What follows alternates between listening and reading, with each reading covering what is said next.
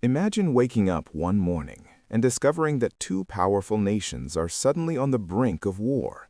Missiles being launched, military bases on high alert, leaders making speeches that sound more like warnings than diplomacy.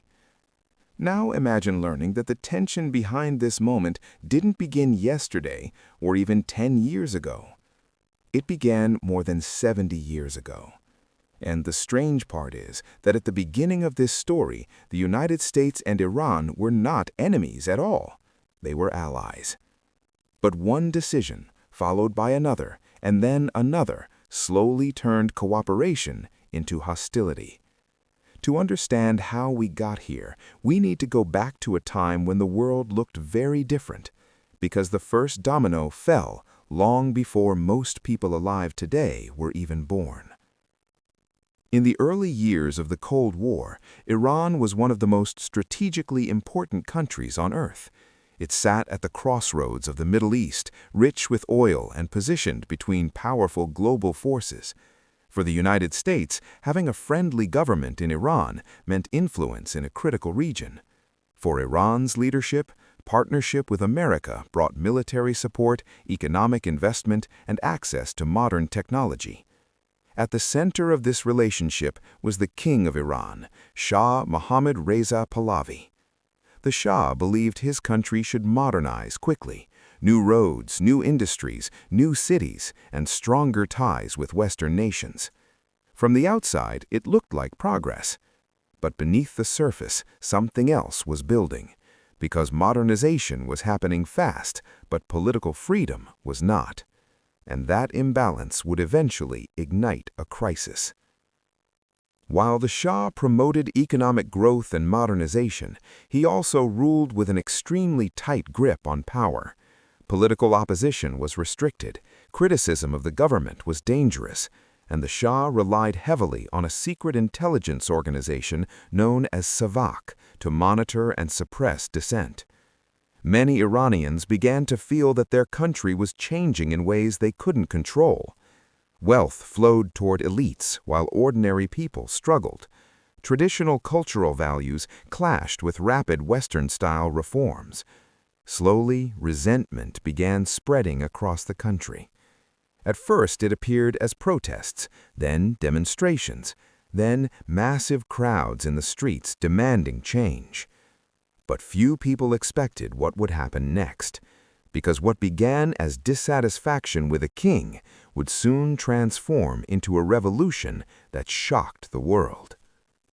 In the late 1970s, protests against the Shah grew larger and more intense. Millions of Iranians took to the streets across the country. Religious leaders, political activists, and ordinary citizens united around a common goal: removing the monarchy.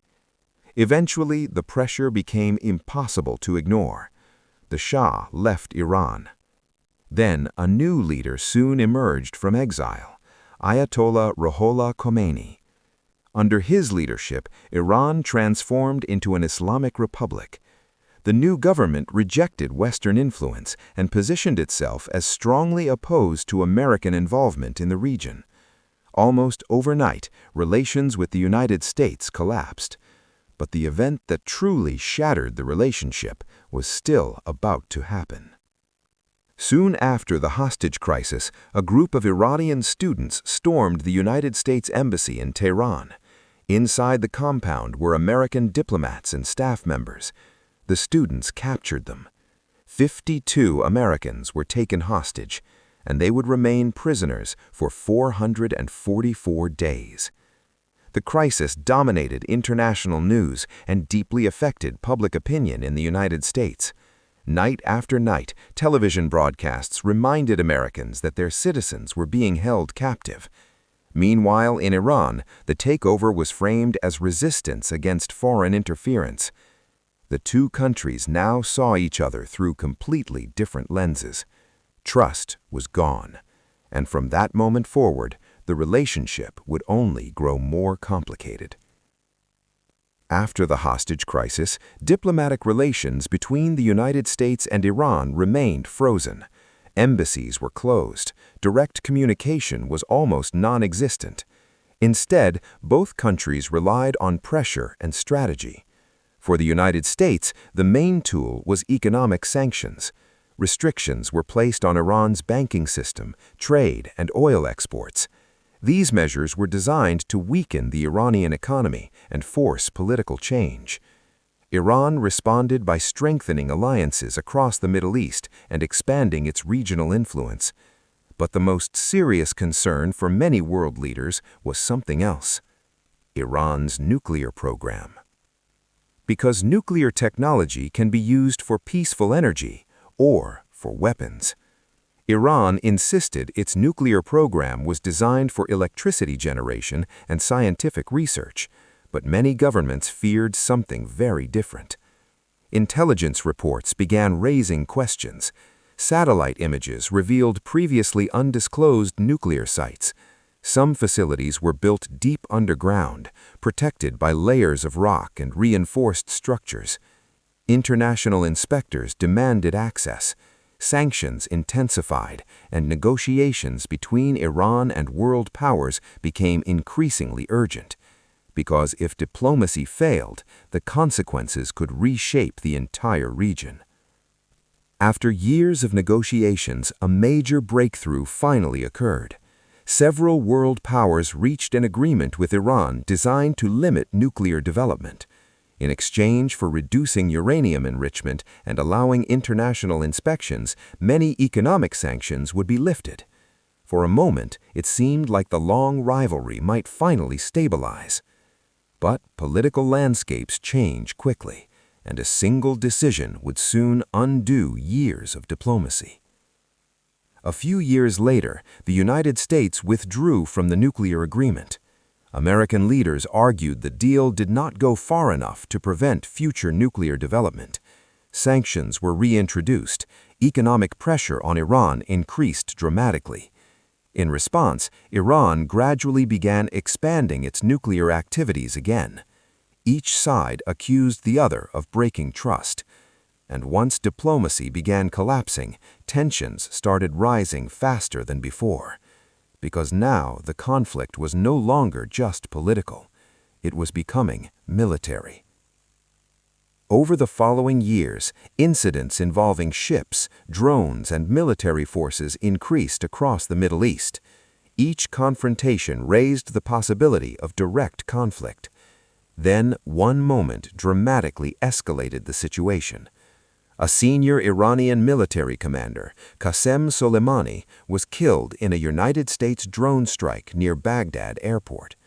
His death sent shockwaves through the region. Iran soon responded by launching missiles at military bases housing American troops.